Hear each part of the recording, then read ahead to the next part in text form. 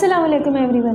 फ़र्ज़ नमाज के बाद तहज्जुद वो वाहिद नमाज है जो अल्लाह ताला से कुन कहलवाने की पावर रखती है। रसूल सल्लल्लाहु अलैहि वसल्लम ने फरमाया कि हमारा परवरदिगार बुलंद बरकत वाला है। वो रात को आसमानी दुनिया पर उस वक्त आता है जब रात का आखिरी तिहाई हिस्सा रह जाता है और अपने बंदों को पुकार कर कहता है कोई मुझसे मांगने वाला जिसको मैं दे दूँ? है कोई मुझसे दुआ करने वाला जिसकी दुआ को मैं कबूल करूं? है कोई मुझसे बख्शिश तलब करने वाला जिसको मैं बख्श दूं? तहज्जुद के वक्त मांगी गई दुआएं कभी रद्द नहीं होती, क्योंकि तहज्जुद की दुआएं एक ऐसा तीर हैं जो अपने निशाने पर लग कर ही रहता है। और तहज्जुद के वक्त बंदा अल्लाह के बहुत ज़्यादा करीब होता है। कहते हैं कि अगर ला हासिल को पाना चाहते हो तो तहज्जुद पढ़ा करो। सजदे तो बाद में आते हैं, तहज्जुद की सिर्फ नियत कर लेना ही अल्लाह को राज़ी कर देता है।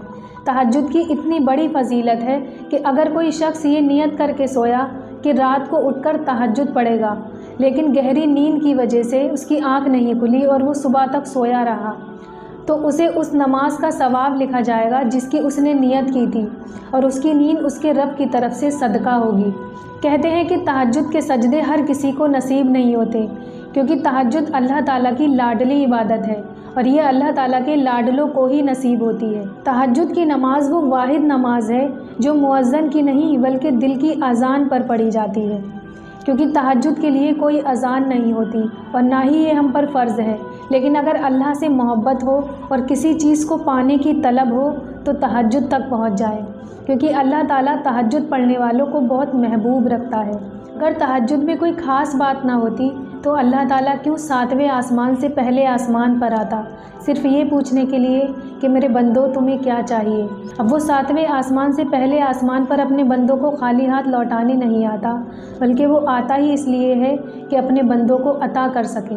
एक हदीस में है, नबी करीम सल्लल्लाहु अलैहि वसल्लम ने फरमाया कि अल्लाह ताला अपने बंदों के सबसे ज़्यादा नज़दीक रात के आखिरी हिस्से में होता है, यानी तहज्जुद के टाइम। तो तुम तहज्जुद के वक्त खूब दुआएं किया करो।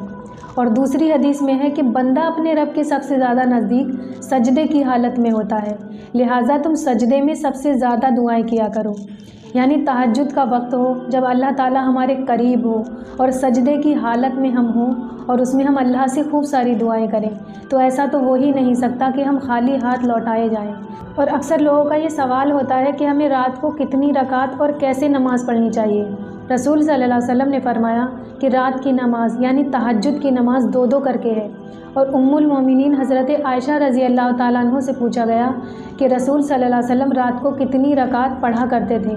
तब आपने फरमाया रसूल सल्लल्लाहु अलैहि वसल्लम 11 रकात नमाज़ पढ़ा करते थे, और उनके सजदे इतने लंबे हुआ करते थे कि तुम में से कोई शख्स हुजूर सल्लल्लाहु अलैहि वसल्लम के सर उठाने से कबल 50 आयतें पढ़ सकता था।